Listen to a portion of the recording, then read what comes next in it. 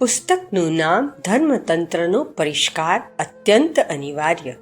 પ્રવચન લેખક Pandit Shri Ram Sharma Acharya. Audio number 1. ધર્મતંત્રનો પરિષ્કાર અત્યંત અનિવાર્ય. ગાયત્રી મંત્ર મારી સાથે સાથે. ઓમ ભૂર્ભુવઃ સ્વાહા તત્સવિતુર્વરેણ્યં ભર્ગો દેવસ્ય ધીમહિ ધિયો યો નઃ પ્રચોદયાત. બે જ મૂલ્ય તંત્ર. દેવીઓ, ભાઈઓ, વ્યક્તિ અને સમાજ પર નિયંત્રણ કરનારી બે શક્તિઓ મુખ્ય છે. એક શક્તિનું નામ છે ધર્મતંત્ર અને બીજી શક્તિનું નામ છે રાજતંત્ર. રાજતંત્ર મનુષ્ય પર નિયંત્રણ કરે છે અને ધર્મતંત્ર મનુષ્યની અંદરની શ્રેષ્ઠતા અને રચનાત્મક પ્રવૃત્તિઓને ઉન્નત તથા વિકસિત કરે છે. એકનું કામ સંસારમાં અને વ્યક્તિમાં મહાનતાને, શ્રેષ્ઠતાને વધારવાનું છે અને બીજાનું કામ મનુષ્યની અનિચ્છનીય પ્રવૃત્તિઓ પર નિયંત્રણ રાખવાનું છે. ભૌતિક ક્ષેત્ર રાજનીતિનું છે અને આત્મિક ક્ષેત્ર ધર્મનું છે. બંને એક ગાડીના પૈડાની જેમ એકબીજાના પૂરક છે. બંનેનો એકબીજા સાથે ગાઢ સંબંધ છે. રાજનીતિ જો બરાબર હોય, રાજસત્તા જો બરાબર હોય તો મનુષ્યોની ધાર્મિકતા, વિચારણા, આધ્યાત્મિકતા અને શ્રેષ્ઠતા અખંડ રહેશે. અને જો મનુષ્યની ધર્મ બુદ્ધિ બરાબર હોય તો રાજનીતિ પર એનું પરિણામ આવ્યા વિના રહેશે નહીં. બંને એકબીજાના પૂરક. મિત્રો, સારી વ્યક્તિ, ધાર્મિક વ્યક્તિ સારી સરકાર બનાવી શકવામાં સમર્થ છે. અને સારી સરકારમાં જો સારા માણસો હોય તો સાધનો અને સામગ્રી સ્વલ્પ હોવા છતાં પણ સમાજનું હિત સાધી શકે છે. ધર્મના રસ્તે જે અવરોધો આવે કે જે મુશ્કેલીઓ આવે એમને દૂર કરવાનું કામ રાજસત્તાનું છે. અને રાજસત્તામાં જો વિકૃતિઓ પેદા થાય તો એને નિયંત્રિત કરવાનું કામ ધર્મસત્તાનું છે. વાસ્તવમાં બંને એકબીજાના પૂરક છે. બંને સમર્થ છે. બંનેનું ક્ષેત્ર વ્યાપક છે અને બંનેનું સામર્થ્ય લગભગ એક સરખું છે. આપણા દેશમાં ધર્મસત્તા રાજસત્તાથી ઘણી આગળ હતી. એ સમયે નબળી પરિસ્થિતિઓમાં જ્યારે વિકૃતિઓ ચારે બાજુ ફેલાઈ ગઈ હતી ત્યારે પણ ધર્મસત્તાનું મહત્વપૂર્ણ સ્થાન હતું. આપણે જોઈએ છીએ કે એટલી બધી જનશક્તિ, ધનશક્તિ, ભાવના શક્તિ, વિવેક શક્તિ આ ધર્મ ક્ષેત્રમાં લાગેલી છે કે જો આ શક્તિઓનો યોગ્ય દિશામાં વાળવામાં આવી હોત અને તેમનો યોગ્ય રીતે ઉપયોગ કરવામાં આવ્યો હોત તો જે કામ રાજસત્તા દેશમાં કરી શકે છે તેના કરતાં 100 ગણું વધારે કામ ધર્મસત્તાએ કરી બતાવ્યું હોત. કારણ કે આપણા દેશમાં ધર્મસત્તાનું સ્થાન બહુ ઊંચું અને મહત્વપૂર્ણ છે. આપણે ત્યાં વિશ્વના બધા ક્ષેત્રો કરતાં ધાર્મિક પ્રક્રિયાઓ તરફ વધારે ધ્યાન આપવામાં આવે છે. આપણે ત્યાં સંત મહાત્માઓને જ લઈએ, સાધુ બ્રાહ્મણોને જ લઈએ તો એવડો મોટો વર્ગ આ દેશમાં છે કે જે ધર્મને આધારે જ આજીવિકા મેળવે છે. પોતાના મનમાં એવું સમજે છે કે આપણે ધર્મ માટે જ જીવીએ છીએ. ફક્ત પોતે જ સમજતા નથી પરંતુ સમાજમાં જાહેર પણ કરે છે કે અમે ફક્ત સમાજના જ નથી પરંતુ ધર્મ માટે પણ છીએ. જો આ લોકોની પ્રવૃત્તિઓ સાચી અને સારી હોત અને એમની વિચારવાની શૈલી સાચી હોત તો એમના દ્વારા એટલું વિશાળ કામ ફક્ત દેશમાં જ નહીં પરંતુ સમગ્ર વિશ્વમાં થઈ શક્યું હોત કે દુનિયાની સુરત જ બદલાઈ ગઈ હોત. ભગવાન બુદ્ધના ફક્ત 2.5 લાખ શિષ્યો હતા. એ 2.5 લાખ શિષ્યોને ભગવાન બુદ્ધે આજ્ઞા આપી કે તમારે આખી દુનિયામાં અને આખા એશિયામાં લોકોને ધર્મની સાચી ઓળખ કરાવવી જોઈએ. અત્યારના સમયમાં જે અનૈતિક અને અનિચ્છનીય વાતાવરણ પેદા થયું છે એને સુધારવું જોઈએ. ભગવાન બુદ્ધની ઈચ્છા અનુસાર ગ્રહ ત્યાગી, ધર્મ પર નિષ્ઠા રાખનારા 2.5 લાખ સાધુઓ નીકળી પડ્યા અને સમગ્ર એશિયામાં છવાઈ ગયા, સમગ્ર યુરોપમાં છવાઈ ગયા, સમગ્ર દુનિયામાં છવાઈ ગયા. એમણે બૌદ્ધ ધર્મનો પ્રચાર, બૌદ્ધ સંસ્કૃતિ અને બૌદ્ધ ભાવનાઓનો પ્રચાર સમગ્ર વિશ્વમાં કર્યો. વિરાટ સંખ્યા અને વધેલા સાધનો. મિત્રો, આજે આપણા સાધનો ઘણા ઉત્તમ અને વિપુલ પ્રમાણમાં છે. આપણા ભારત દેશમાં સરકારી વસ્તી ગણતરી મુજબ 56 લાખ માણસો એવા છે જેઓ કહે છે કે અમારી આજીવિકા ફક્ત ધર્મ ઉપર જ ચાલે છે. ધર્મ જ અમારો વ્યવસાય છે, રોટલો મેળવવાનું સાધન છે. ઘણા લોકો એવા પણ છે જેમની આજીવિકાનું સાધન ધર્મ નથી, જેઓ ફક્ત પોતાના મનના સંતોષ ખાતર સામાન્ય કર્તવ્ય સમજીને પૂજા પાઠ અથવા ધાર્મિક કાર્યો કરે છે. ધર્મના માધ્યમથી આજીવિકા મેળવનારાઓમાં સાધુ, મહાત્મા, પંડિત, પૂજારી વગેરે આવે છે. એમની સંખ્યા 56 લાખ જેટલી છે. આ સંખ્યા સરકારી કર્મચારીઓની સંખ્યા કરતાં પણ વધારે છે. સરકારી અને અર્ધ સરકારી બંને મળીને ભારતમાં લગભગ 40 લાખ કર્મચારીઓ છે, પરંતુ ધર્મસત્તા પાસે 56 લાખ કર્મચારીઓ છે. આ વસ્તી એટલી મોટી છે કે જો તેને કોઈક રચનાત્મક કાર્યમાં જોડી દેવામાં આવે તો સરકાર દ્વારા જેટલા પણ રચનાત્મક અને નિયંત્રણાત્મક કાર્યો થાય છે એ બધા કરતાં ધર્મનું કામ કરનારા વધારે કામ કરી શકે છે, કેમ કે સરકારમાં ફક્ત પગાર આધારિત માણસો હોય છે, સમય આધારિત કામ કરનારા હોય છે. જો થોડો સમય વધારે કામ થઈ જાય તો તેઓ ઓવરટાઈમ માંગે છે, એમને પેન્શન આપવાની જરૂર પડે છે અને એ સિવાય બીજો પણ ઘણો ખર્ચ કરવો પડે છે. એટલા માટે એવા કર્મચારીઓ બહુ મોંઘા હોય છે. એમના જીવનનો ઉદ્દેશ સેવા નથી હોતો. મોટાભાગના લોકોની ઈચ્છા તથા ઉદ્દેશ્ય નોકરી કરવાનો અને પેટ ભરવાનો હોય છે. પરંતુ મિત્રો, ધર્મના માટે જેમણે આજીવિકાનો સ્વીકાર કર્યો છે એમની સામે કોઈ લક્ષ્ય તો હોવું જોઈએ. એમની પાસે તો સમય પણ વધારે હોઈ શકે છે. 8 કલાક જ કામ કરશું એ શું વાત થઈ? સંત મહાત્માએ 6 કલાક સૂઈ લીધું, ભિક્ષાથી રોટલો મળી ગયો, તૈયાર રોટલો મળી ગયો, 2 કલાક નિત્યકર્મમાં ગયા, 8 કલાક થઈ ગયા. આ 8 કલાક બાદ 16 કલાક એમની પાસે વધે છે. જો તેઓ આ સમગ્ર સમયને ધર્મ કાર્યોમાં ખર્ચે તો એનાથી એક વ્યક્તિ 2 વ્યક્તિ જેટલું કામ કરી શકે છે. એમનામાં ભાવનાઓ હોય છે, નિષ્ઠાઓ હોય છે, ધર્મ પર વિશ્વાસ હોય છે અને બીજી અનેક બાબતો હોય છે. આ 56 લાખ વ્યક્તિઓ વાસ્તવમાં એટલી મોટી સંખ્યા છે કે જો ધારે તો બુદ્ધ ભગવાનના 2.5 લાખ શિષ્યોની સરખામણીમાં દુનિયાભરમાં ઉથલ પાથલ મચાવી શકે છે. 1 લાખ વ્યક્તિઓએ ફેલાવ્યો 3/4 દુનિયામાં ધર્મ. ખ્રિસ્તી મિશનરી પાસે લગભગ 1 લાખ પાદરીઓ છે અને એ પાદરીઓ આખી દુનિયામાં છવાયેલા છે. ઉત્તર ધ્રુવથી માંડીને ભારતના નાગાલેન્ડ અને બસ્તર સુધી જંગલો અને આદિવાસીઓની વચ્ચે કામ કરે છે. એમને એવો વિશ્વાસ છે કે ઈસુ ખ્રિસ્તનો સંદેશ ઘરે ઘરે પહોંચાડવો જોઈએ. આ વિશ્વાસના આધારે પોતાની સુવિધાઓને ધ્યાનમાં લીધા વિના પાદરી લોકો સમગ્ર વિશ્વમાં કામ કરે છે. પરિણામ શું આવ્યું? ફક્ત ખ્રિસ્તી ધર્મને, ભગવાન ઈસુના જન્મને ફક્ત 1917 વર્ષ થયા છે. 300 વર્ષ સુધી તો એમના કાર્યો અજ્ઞાત રહ્યા. સેન્ટ પોલે ઈસુના લગભગ 300 વર્ષો પછી ખ્રિસ્તી ધર્મની ખોજ કરી અને ઈસુની ખોજ કરી.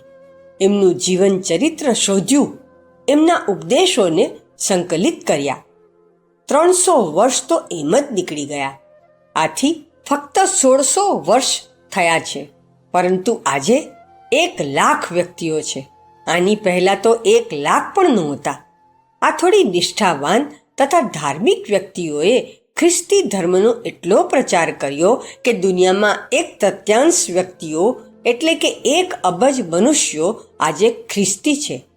આખી દુનિયાની વસ્તી 3 અબજની છે. મુસલમાનોની વાત જુદી હતી. તેમણે તો તલવારના જોરે પોતાનો ધર્મ ફેલાવ્યો, પરંતુ ખ્રિસ્તીઓએ તો જુલમ પણ નથી કર્યો.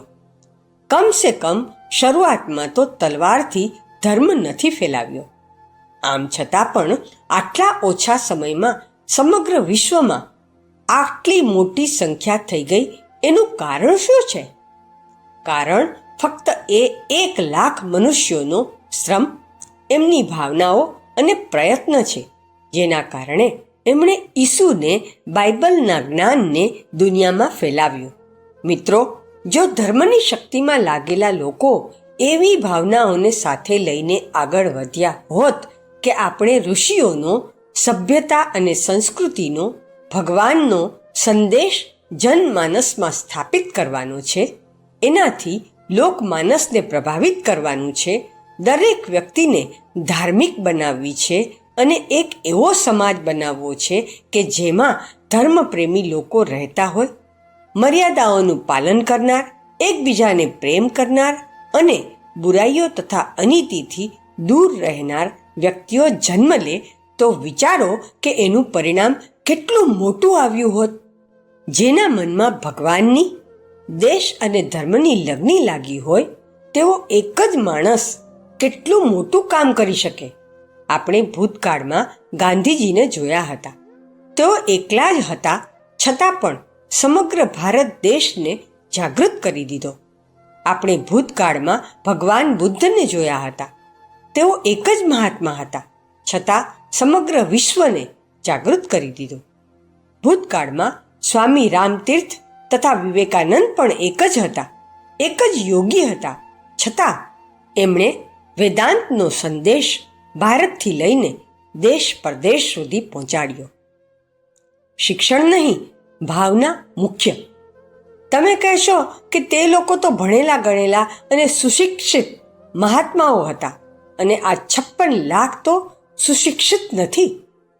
શિક્ષણ અને ધર્મને કોઈ ખાસ સંબંધ નથી. શિક્ષિત વ્યક્તિ પણ અશિક્ષિત જેટલું જ કામ કરી શકે છે, અને અશિક્ષિત ધર્મપ્રેમી પણ શિક્ષિત જેટલું જ કામ કરી શકે છે. સંત રૈદાસ અભણ હતા, અને કબીરનું શિક્ષણ પણ નામ માત્ર હતું. મીરા ક્યાં વધારે ભણેલી ગણેલી હતી? નામદેવનું શિક્ષણ ક્યાં વધારે હતું?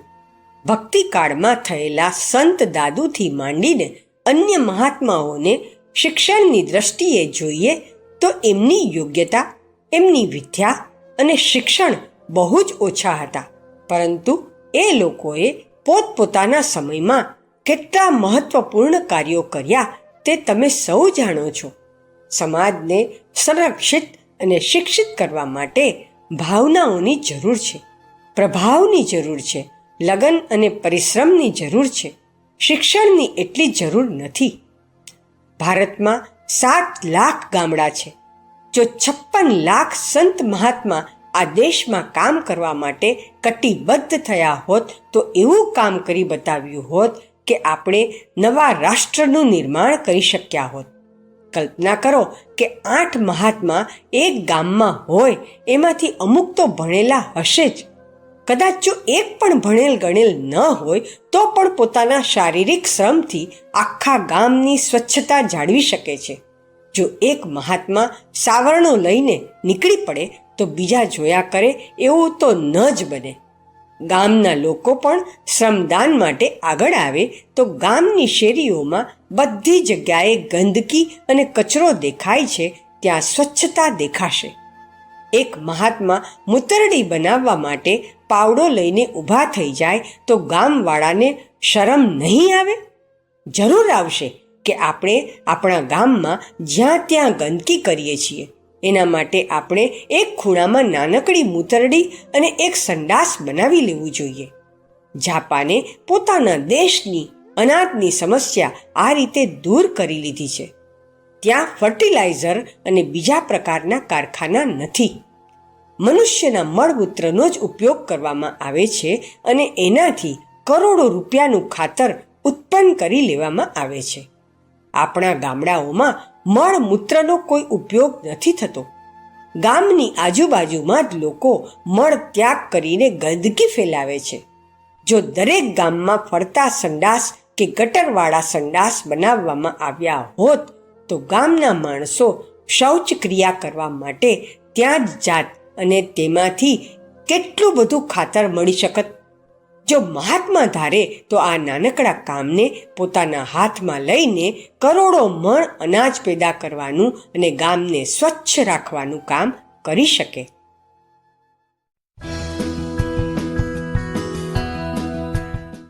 પુસ્તકનું નામ ધર્મતંત્રનો પરિષ્કાર અત્યંત અનિવાર્ય. પ્રવચન લેખક પંડિત શ્રી રામ શર્મા આચાર્ય. ઓડિયો 2. 8 મહાત્માઓ દરેક ગામમાં જોડાઈ જાય તો.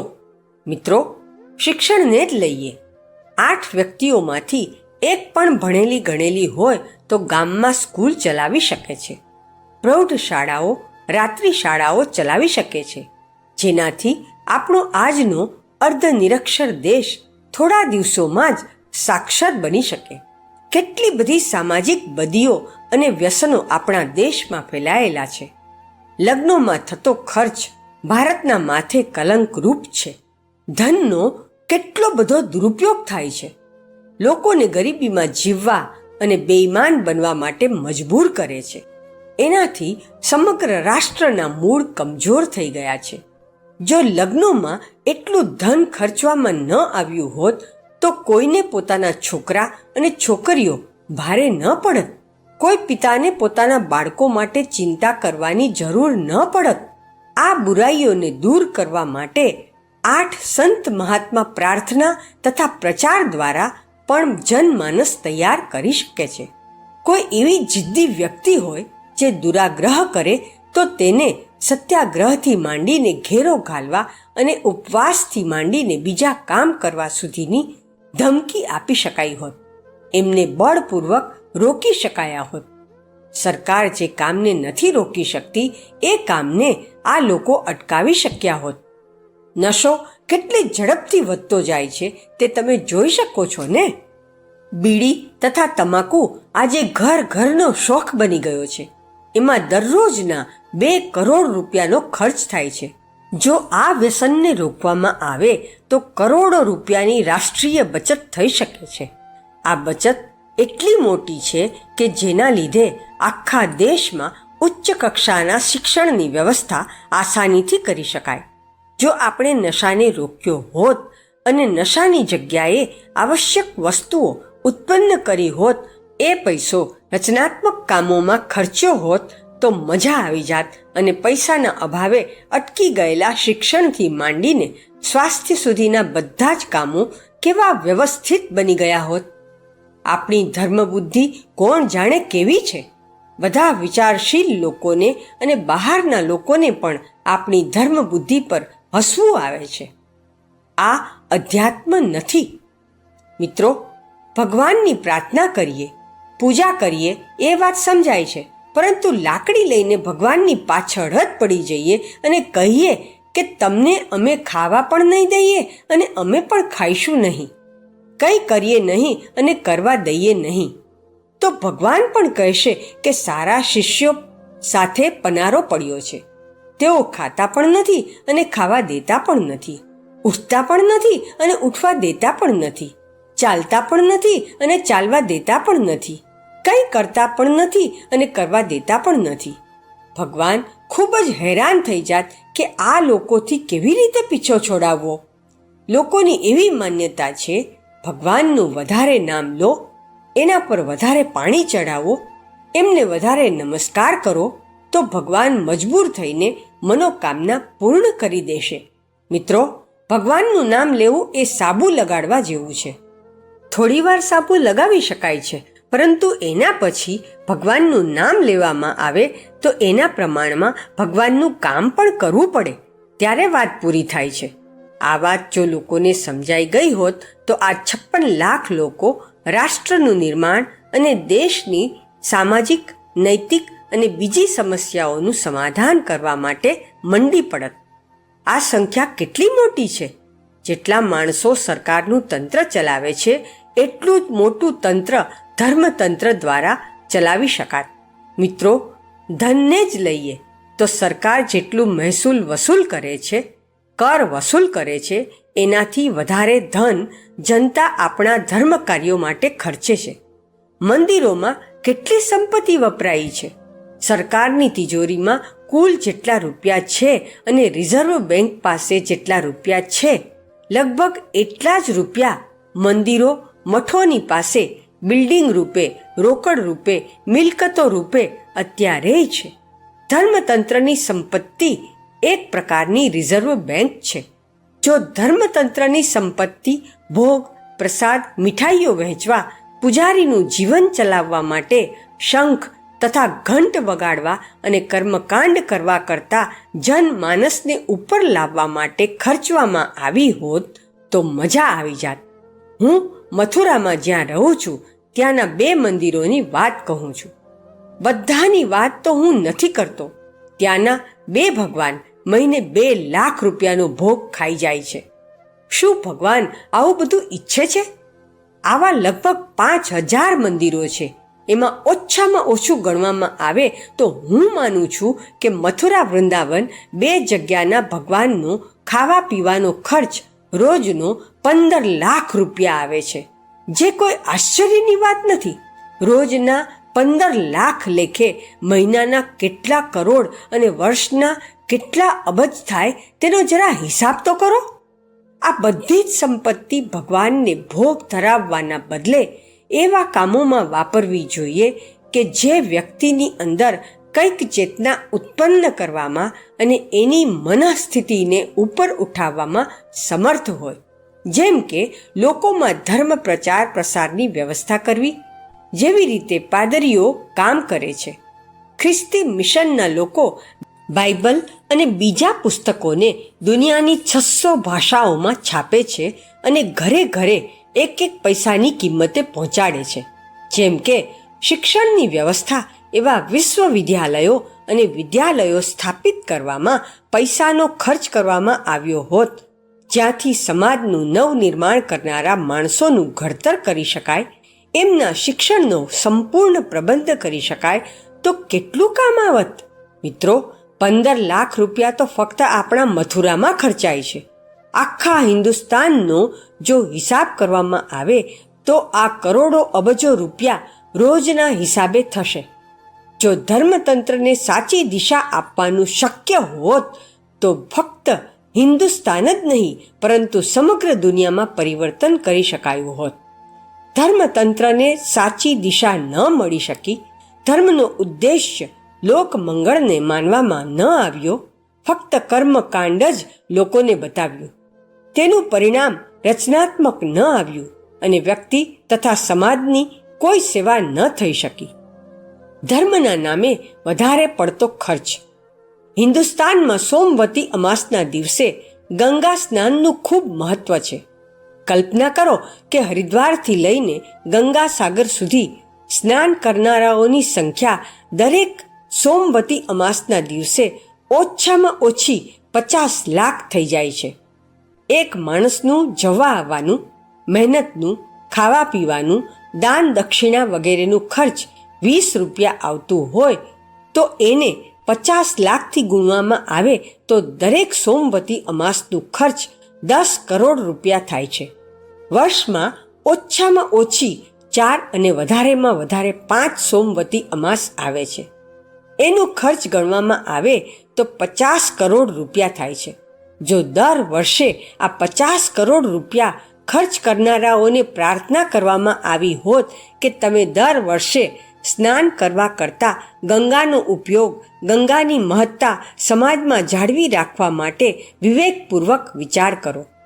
મિત્રો, જે શહેરોની ગંદી ગટરો ગંગામાં વહેવડાવવામાં આવે છે તેનાથી ત્યાંનું પાણી અપવિત્ર થઈ જાય છે.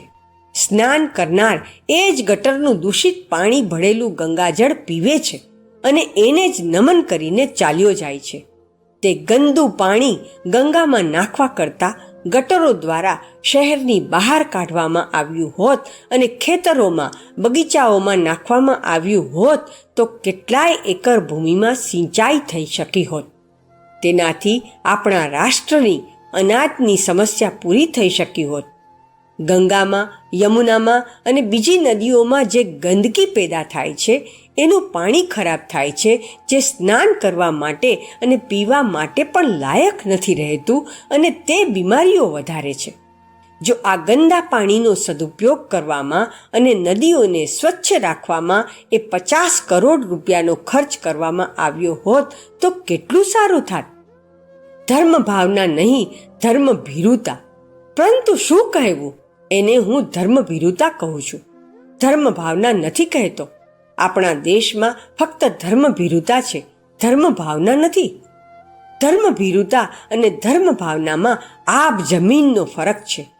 ગામે ગામ રામલીલાઓ અને કૃષ્ણની લીલાઓ થાય છે. એક લીલામાં 20-30 હજારનો ખર્ચ થઈ જાય છે. ફક્ત મનોરંજન માટે તમાશો થાય છે. લોકો તાળીઓ પાડે છે, મેળો તથા તમાશો જુએ છે અને ચાલ્યા જાય છે. મિત્રો, જે અનિચ્છનીય અને નકામા પ્રસંગોમાં એ ધન ખર્ચાય છે, જેને માણસો પુણ્ય સમજે છે, એના દ્વારા આપણે એક ક્રમબદ્ધ અભિનય મંચ બનાવ્યો હોત, એવી નાટક કંપનીઓ બનાવી હોત જે ગામે ગામ જઈને ભગવાન રામ અને શ્રી કૃષ્ણ ભગવાનના જીવનના ઉદ્દેશ્યનું શિક્ષણ આપવામાં સમર્થ હોય.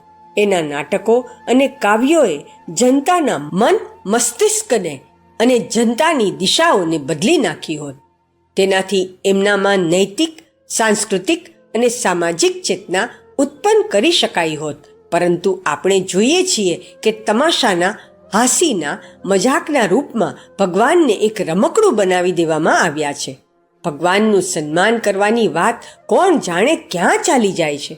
મિત્રો, થોડા દિવસો પહેલાં પંજાબમાં ગુરુ નાનક ઉપર એક ફિલ્મ બનાવવાની હતી, તો પંજાબીઓએ સખત વિરોધ કર્યો કે ગુરુ નાનક ભગવાનને ફિલ્મના રૂપમાં દેખાડી ન શકાય. એની નકલ કરવા માટે કોઈ ખોટો માણસ ઊભો ન કરી શકાય. નાનકની મહાનતા અને શ્રદ્ધા અમારા મનમાં છે.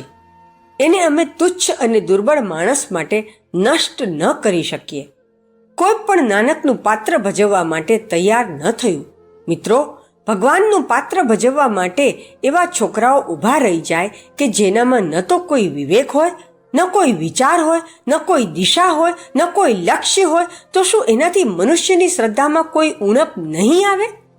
ફક્ત ભૂતકાળને વળગી રહેવા માટે કેટલાય માણસો કેટલાય રૂપિયાનો નકામો ખર્ચ કરી નાખે છે અને એ પૈસો કોણ જાણે કેટલીય વિકૃતિઓ પેદા કરે છે તે કોઈથી છૂપું નથી રહ્યું. જે કોઈ માણસ હરામની કમાણી ખાશે તેનું આચરણ સારું રહી શકશે નહીં. તે સમાજ માટે ઉપયોગી વ્યક્તિ રહી શકશે નહીં. સાથીઓ, આપણા દેશની સાંસ્કૃતિક, સામાજિક સેવા અને નૈતિક ઉત્કર્ષ માટે ધનની ઘણી જરૂર છે. ધનના અભાવે ઘણી બધી સંસ્થાઓ અને પ્રવૃત્તિઓ બંધ પડી જાય છે. પૈસો એવા લોકોને આપવામાં આવે છે જેમને ખબર નથી કે તેનો શું ઉપયોગ કરવામાં આવે. આ ધર્મભીરુ જનતાને તો શું કહેવું? તેમની ધર્મભીરુતાને કેવી રીતે ધિક્કારવી? આટલું સમર્થ ધર્મતંત્ર જેની પાછળ 56 લાખ લોકો કામ કરે છે, આટલા બધા મંદિરો, મઠો, તીર્થો અને કર્મકાંડ, શ્રાદ્ધ, તર્પણ વગેરે કરવામાં 56 કરોડ રૂપિયા ખર્ચાઈ જતા હશે, તેમાં જરાય આશ્ચર્યની વાત નથી. આટલી મોટી રકમ એક સરકારનું બજેટ બનાવવા માટે પૂરતી છે. આટલી મોટી ધનની શક્તિ, ભાવનાઓની શક્તિ, આટલી બધી જનશક્તિ આજે વેર વિખેર પડી છે અને ખોટી દિશામાં પ્રવાહિત થઈ રહી છે. આજે જરૂર એ વાતની છે કે નવી પેઢીના સમજદાર તથા વિવેકશીલ લોકો ધર્મના આ અપવ્યયને તથા દુરુપયોગને અટકાવે એવું હું ઈચ્છું છું. મિત્રો, ધર્મની ભાવનાનો બહુ દુરુપયોગ થઈ રહ્યો છે. તેને એવી દિશામાં વાળવામાં આવે જેનાથી વ્યક્તિનું શ્રેષ્ઠ ઘડતર થઈ શકે. મનુષ્યની વિચારણા તથા ભાવનાનું શુદ્ધિકરણ થાય અને સમાજને સારા રસ્તે ચાલવા માટે પ્રકાશ મળે. આ માટે સમજદાર તથા વિવેકશીલ લોકોએ આગળ આવવું જ જોઈએ. જે રીતે રાજકારણમાં ધક્કા મુક્કી કરીને લોકો આગળ વધી જાય છે, તેમાં તેમનો સત્તા કે પદનો લોભ હોતો હશે, પરંતુ સેવાનું જે સ્તર આપણા ધર્મ ક્ષેત્રમાં છે તે બીજા કોઈ ક્ષેત્રમાં નથી. આથી હું એ બધા લોકોને આહ્વાન કરવા માંગુ છું જેમની અંદર દેશભક્તિ અને વિશ્વ માનવની પીડા રહેલી છે, જેઓ સમાજનું ભલું કરવા માંગે છે, જેઓ લોક કલ્યાણ માટે કંઈક કરવા માંગે છે. તેમણે ધર્મના વિકૃત સ્વરૂપમાં સુધારો કરવા માટે ધાર્મિક ભાવનાઓ અને જનશક્તિને યોગ્ય દિશાધારા આપવા માટે સાહસ કરીને આગળ આવવું જ જોઈએ. જો આમ નહીં કરવામાં આવે તો રાષ્ટ્ર અને વિશ્વની પ્રગતિ માટે એક મોટી ખોટ ચાલશે. આટલી મોટી મૂડી જનશક્તિ અને ભાવના શક્તિનો દુરુપયોગ થતો જ રહેશે. તેમાં પરિવર્તન કરવું એ હવે રાષ્ટ્રની મહત્વપૂર્ણ આવશ્યકતા છે.